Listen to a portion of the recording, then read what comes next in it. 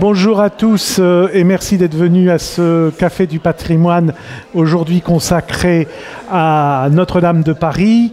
J'ai le grand plaisir d'accueillir aujourd'hui donc Charlotte Hubert, qui est architecte en chef des monuments historiques. Et en même temps, maître d'œuvre, vient d'être nommée, est une des 4 maîtres d'œuvre sur le projet de restauration. Et qu'elle était elle-même aussi donc présidente de la compagnie des architectes en chef des monuments historiques, et je lui passe la parole. Bonsoir à tous. Je vous disais, je suis très heureuse d'être là parmi vous ce soir, pour la première des raisons étant que je suis habitante du 4e arrondissement. Dans ce quartier, pouvoir intervenir, parler de ce chantier de notre quartier.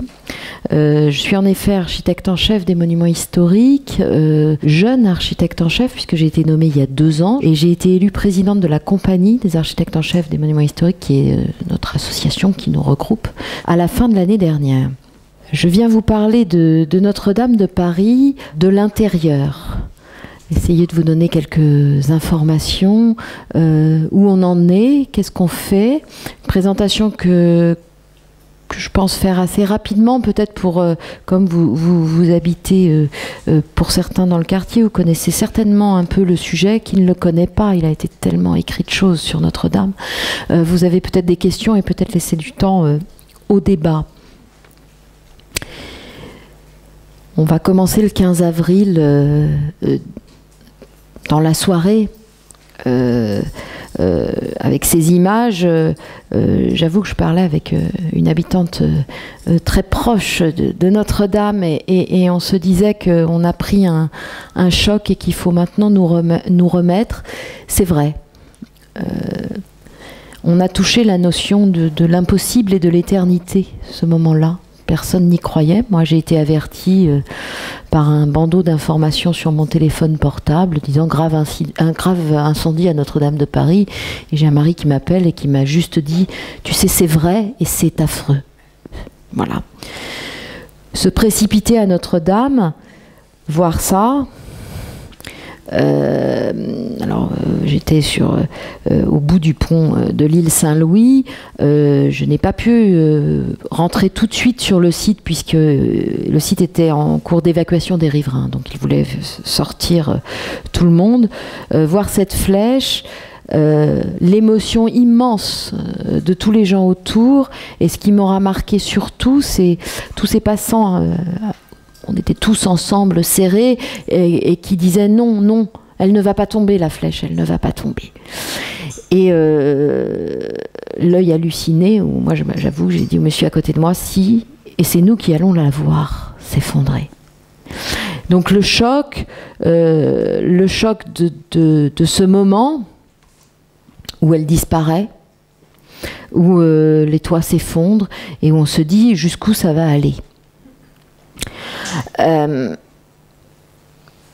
J'ai pu, pour ma part, rentrer sur le site à 20h15 à peu près, alors qu'elle brûlait encore et que les décisions d'organisation se prenaient. J'ai, pour ma part, été au chevet à l'évacuation du trésor.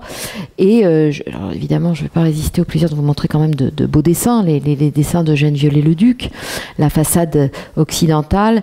Et je souhaite la montrer parce que il y a quand même eu un moment suspendu pendant l'incendie, dont je ne sais pas si tout le monde a eu parfaite conscience, le moment où des flammes sortent de la tour nord.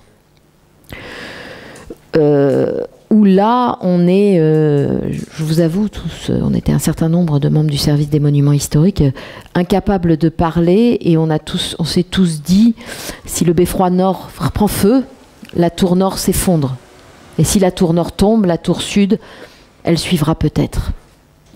Et qu'est-ce qu'il va nous rester? On a tous pensé, je pense, sur place à Notre-Dame de Reims, en se disant tous, espérons que ce soit Notre-Dame de Reims en 1914 et pas Notre-Dame de Reims en 1918. Parce que vous savez qu'en 1914, il y a eu ce terrible incendie où Notre-Dame de Reims est sortie à peu près dans l'état où est Notre-Dame de Paris. Et puis elle a dû subir la Première Guerre mondiale. Et en 1918, son état était bien pire.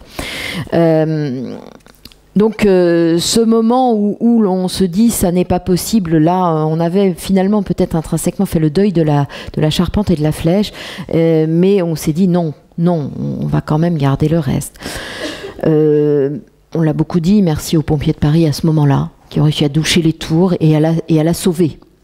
Parce que je ne sais pas où on en serait aujourd'hui si on n'avait plus la façade. J'avoue, je ne veux pas trop le savoir.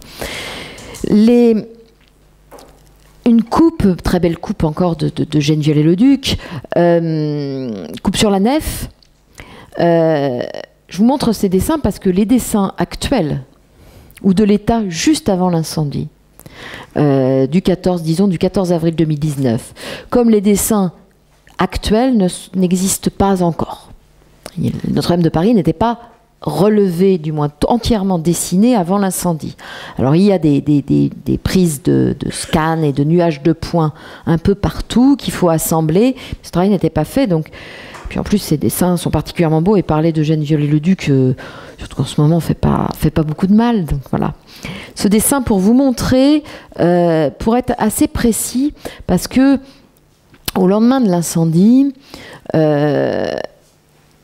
on a parlé de reconstruction de Notre-Dame de Paris.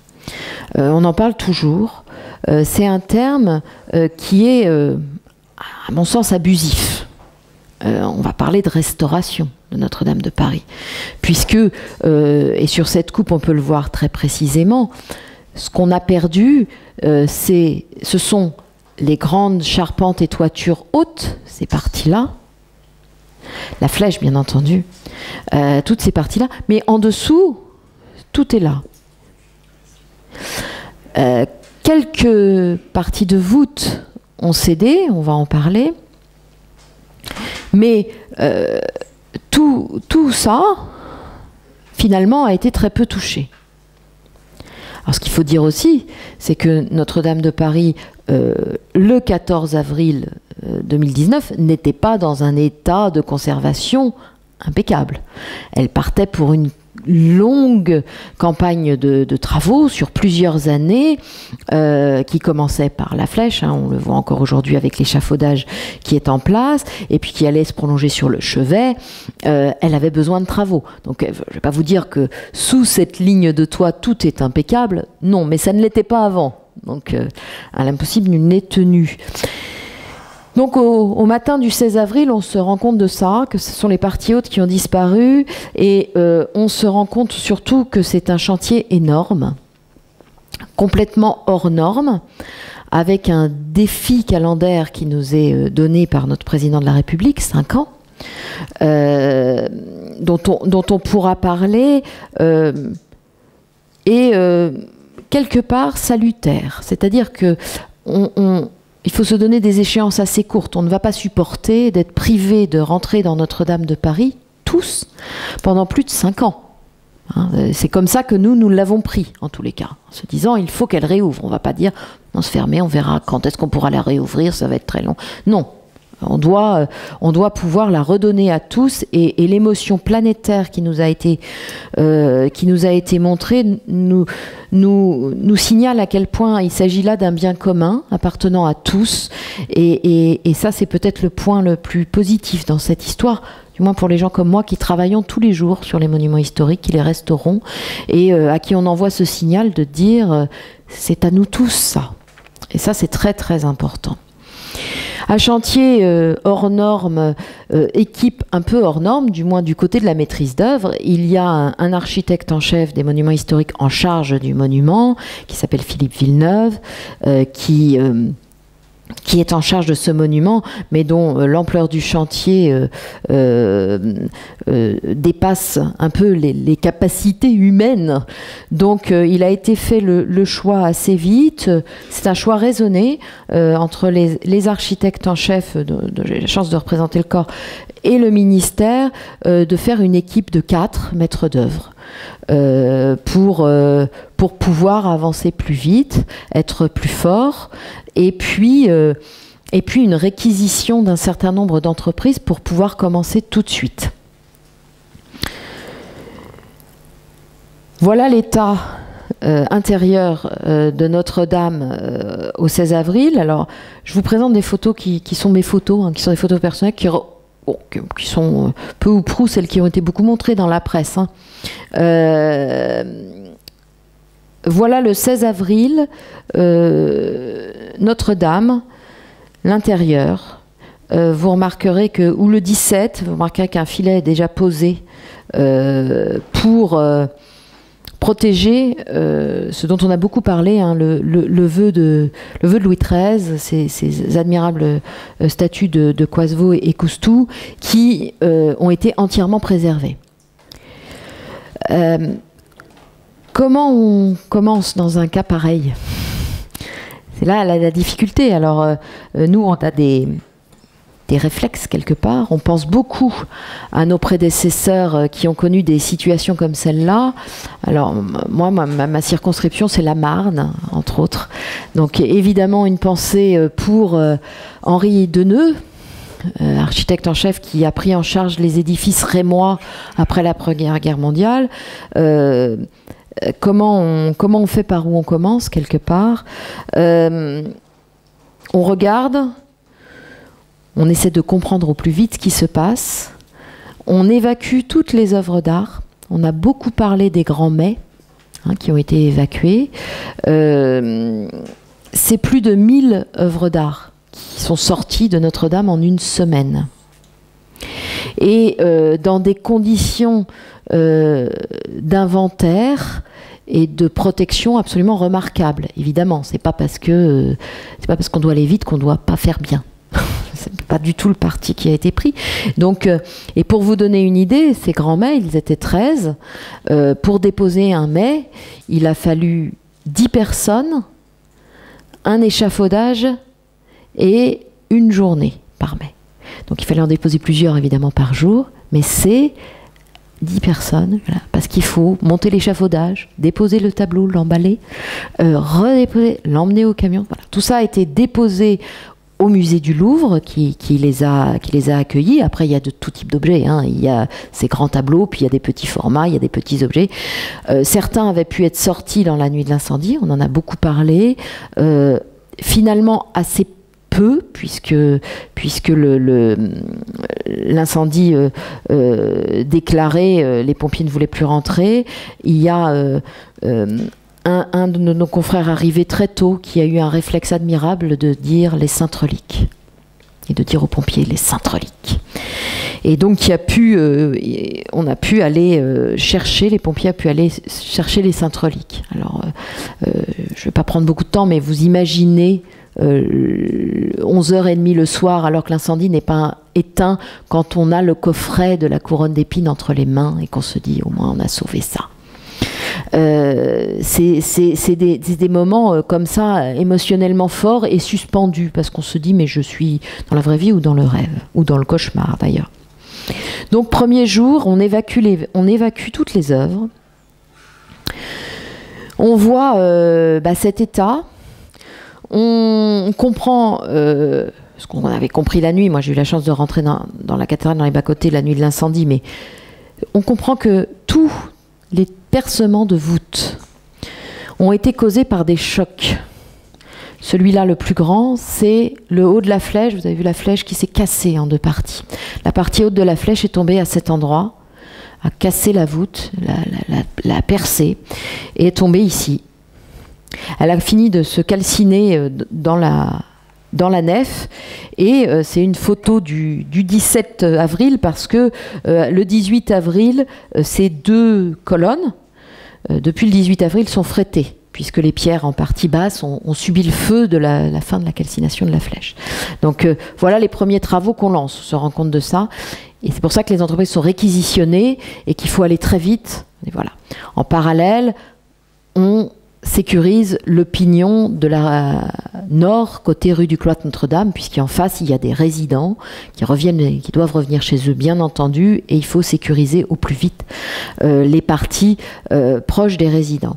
Donc, on fait ce travail, et puis on envisage tout de suite comment évacuer les gravois. Donc, premier percement, le haut de la flèche. Celui-là, qui est la voûte de croisée de transept, qui s'est effondré, qui était juste au-dessous le tabouret de la flèche. Le tabouret de la flèche de Notre-Dame de Paris, c'était des pièces de bois, 1,20 m de haut par 80 de large. C'était des pièces énormes.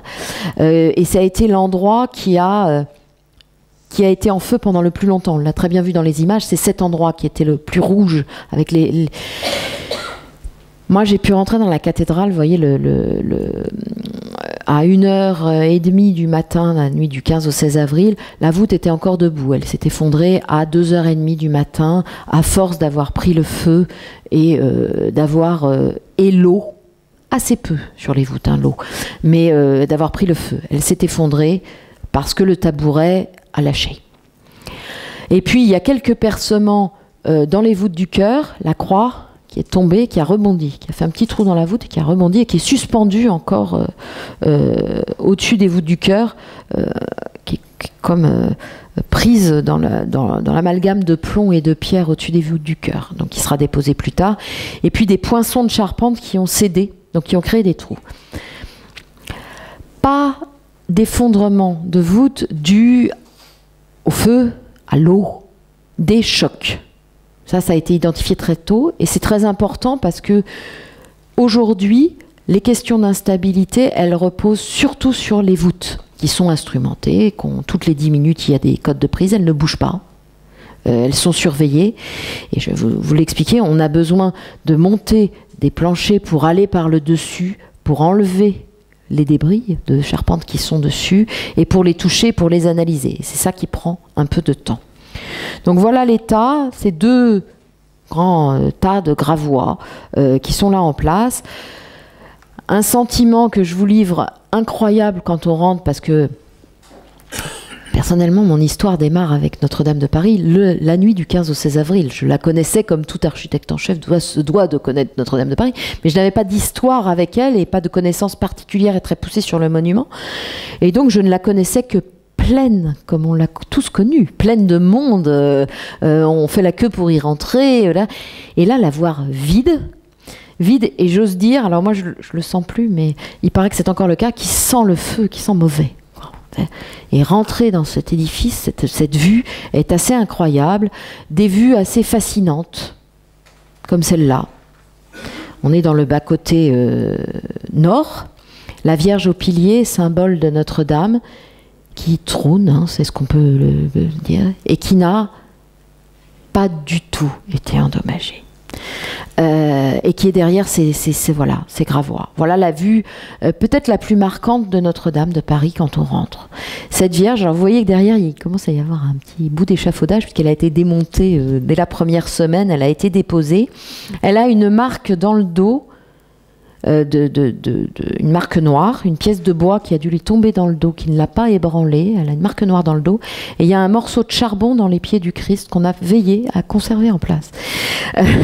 Ça tient à des petits détails, mais elle nous a tellement fascinés, cette Vierge au pilier, droite comme ça, tellement émue. Voilà, c'est des choses qu'on comprend tout de suite, l'effondrement, puis des choses qu'on ne comprend pas. Il a fallu vider ces gravois. Alors, l'instabilité des voûtes rend la position, les vaisseaux hauts, nef, transept et chœur, interdits à toute personne d'accès. Parce qu'aujourd'hui, nous, on n'a pas le droit de rentrer dans la nef. Première travée sous la terrasse, entre les deux tours, on y va. Nef, transept, chœur, personne ne peut y aller parce que personne ne peut dire à ce jour, les voûtes tiennent, allez-y. Il faudra avoir quelques certitudes avant de signer en bas de la page, là. Donc, personne ne peut aujourd'hui y aller. Et pourtant, il fallait vider les gravois assez vite. Donc, je vous montre ces images. Vous voyez la colonne dont je vous parlais, frettée, depuis le 18. Et puis, et c'est là où ce chantier devient assez incroyable et fascinant, c'est qu'on découvre des métiers que nous, sur nos chantiers habituels, on n'a pas l'habitude.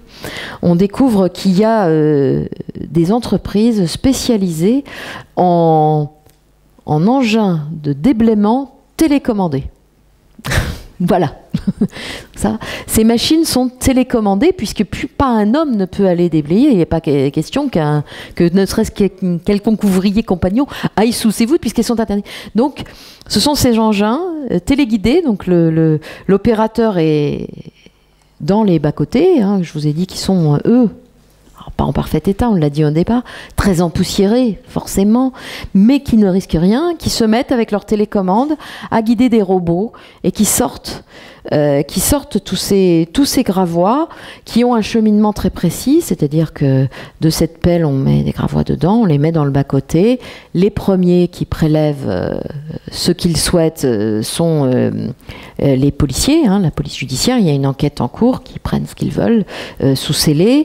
Et puis, derrière, une équipe formidable, le service régional de l'archéologie, et le laboratoire de recherche des monuments historiques à Champs-sur-Marne, donc des membres du service des monuments historiques, eh bien, qui trient.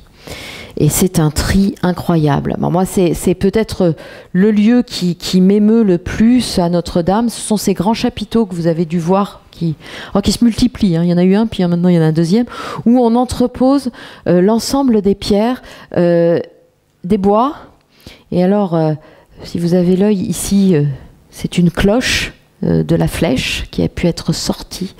Tous les éléments sont sortis, entreposés, mis sur des racks comme ça. Ils ont tous un numéro, une date. Et puis, il y a des pierres comme ça, puisqu'on a la voûte de la croisée qui s'est effondrée, des claveaux, ou alors on n'a jamais été aussi près pour voir les traces de couleurs qui sont en place, le rouge, le bleu.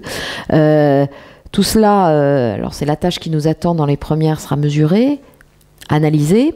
Tout ce qui pourra être posé le sera, bien sûr, puisque c'est notre enjeu. Mais tout est fait dans une notion de conservation, inventaire. Alors ça peut paraître sur ce chantier énorme, prendre par chaque pierre, mais c'est le savoir-faire et ce qu'on doit à Notre-Dame. Alors avec, je vous montre là les gros éléments, il y a aussi beaucoup de poussière hein, qui, elle, était évacuée mais sécurisée, puisqu'il y a toutes sortes de sujets qui nous apparaissent, c'est-à-dire que les cendres de Notre-Dame ne peuvent pas être déversées n'importe où. On sait, les premiers jours où on arrivait sur le chantier, les gens nous demandaient, vous ne pourriez pas nous donner un petit bout de charbon, vous ne pourriez pas nous donner un petit bout de poussière, un petit bout... Voilà, non. Donc tout est entreposé, suit un cheminement très précis dans des locaux tenus secrets, toutes les cendres, tout est... Parce qu'il n'est pas question que dans certaines décharges, on puisse faire un commerce autour de Notre-Dame. Les magnifiques découvertes, si on peut dire, c'est un des 4 anges qui étaient autour de l'anneau de la croisée du transept. Alors ils sont 2 à être... On prendra toutes les mesures mais en bon état, c'est un bon état. Celui-là, il retrouvera certainement sa place. Ils sont 2, ils étaient 4.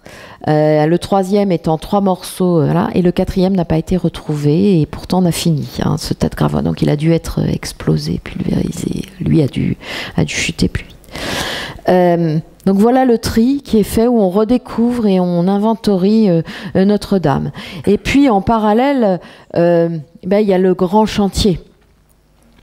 Alors voilà une vue qui est un peu plus tard que cette semaine. Qu'est-ce qu'on fait sur l'édifice? Eh bien, dès la première quinzaine, une bâche a pu recouvrir ses voûtes. C'est un challenge, puisque encore une fois, on ne peut pas toucher aux voûtes. Hein. Donc, passer des poutres, c'est les grues que vous voyez, aller, on est avec des cordistes, des équilibristes qui viennent au-dessus. Démonter les vitraux hauts, qui sont tous en bon état. Alors, ce sont les vitraux du 19e et 20e siècle. Hein. Pour anticiper le fait que va être mis en place un grand plancher sous les voûtes et on aura besoin de s'appuyer sur les murs à ces endroits-là. Donc ces déposes ont été lancées très vite. Vous le voyez, c'est un chantier sur les terrasses, hein, de s'installer, de pouvoir déposer. Beaucoup de gens qui travaillent. Et puis surtout la mise au point de l'accès aux voûtes qui nous manque cruellement. Et ça, c'est Alors je dis long parce que moi j'y suis presque tous les jours et chaque jour on en fait un petit peu. Mais c'est assez rapide parce que ça fait que 2 mois hein, cet incendie. Donc de comprendre dans quel état est ou apparaît les murs, puisqu'encore une fois on ne peut pas y accéder vraiment, donc c'est une chaîne, vous savez, c'est nous qui demandons dans quel état sont les murs. Alors il faut que le cordiste aille voir, lui expliquer, le cordiste il est équilibriste, donc lui expliquer, voilà, les murs en haut à ce niveau-là de Notre-Dame de Paris ne font que 60 cm d'épaisseur.